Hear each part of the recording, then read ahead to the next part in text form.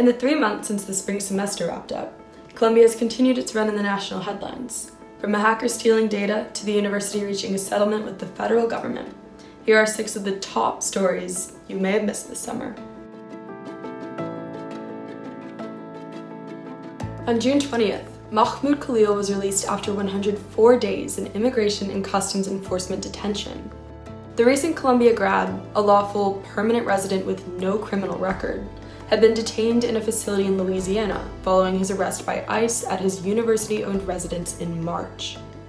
Judge Michael Farbiaz found the government's justification for the detainment inadequate and ordered his release. Upon returning to New York City, Khalil reunited with his wife, Noor Abdallah, and their newborn son.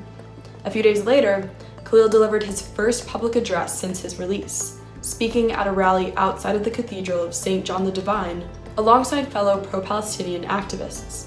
You can read Spectator's full interview with Khalil on our website. On June 24th, Columbia told Spectator that it was working with the New York Police Department to investigate an hours-long university IT outage.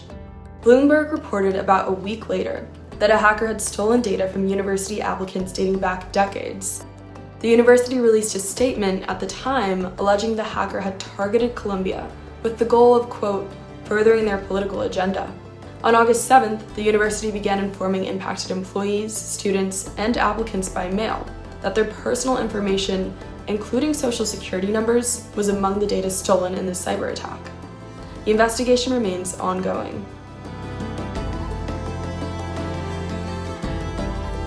Acting University President Claire Shipman announced in a July 15th email to the Columbia community a series of institutional changes meant to combat anti-Semitism on campus. Most notably, Columbia will work with the Anti-Defamation League to create trainings on anti-Semitism, appoint Title VI and VII coordinators, and adopt the International Holocaust Remembrance Alliance's definition of anti-Semitism, which includes certain criticisms of Israel under its terms.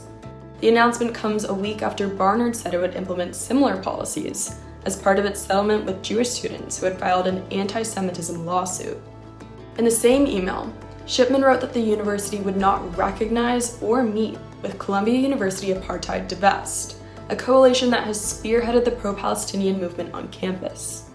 The decision has drawn significant criticism from pro-Palestinian and free speech advocates, including Rashid Khalidi, who canceled his fall Middle Eastern history course and wrote an open letter to Shipman, arguing that teaching the subject would be, quote, impossible under the new policies. On July 23rd, Columbia announced it had agreed to pay $200 million over 3 years to the federal government in order to settle its civil rights investigations and restore most of the $400 million in federal grants terminated by the Trump administration in March. Among other conditions, the university agreed to release demographic and academic data of its applicants to the federal government, and to not, quote, use personal statements, diversity narratives, or any applicant reference to racial identity as a means to introduce or justify discriminatory practices, end quote, in both hiring and admissions. The settlement was immediately controversial, drawing criticism from some that it did too little, and from others that it was another act of capitulation from the university. Amid Barnard's ongoing debt crisis, with a deficit hitting $26.1 million in 2024 and projected to reach $252 million in 2025, the college laid off 77 full-time staff members on July 31st. According to a community update from Barnard President Laura Rosenberry, faculty positions and instructional services were not reduced, and the staff positions were removed to reflect the, quote, evolving operational needs of the college. The college notified United Auto Workers 2110, which represents Barnard support staff, the morning of the layoffs.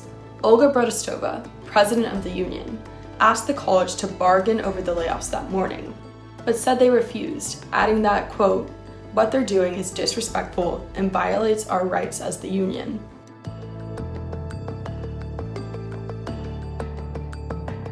Finally, in a break from previous years, the university has been recruiting non-Columbia lecturers to fill core instructor positions.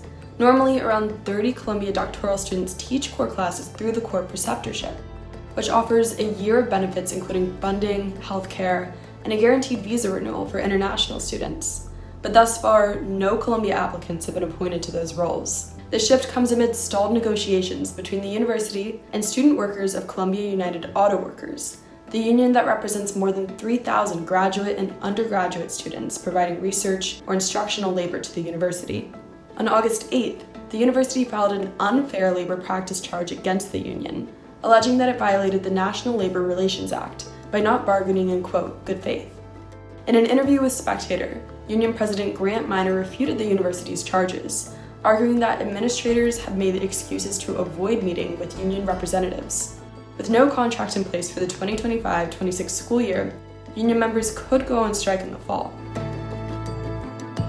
As the start of the semester approaches, new policies, staffing changes, and union negotiations are just a few of the many storylines that could shape the coming months at Columbia.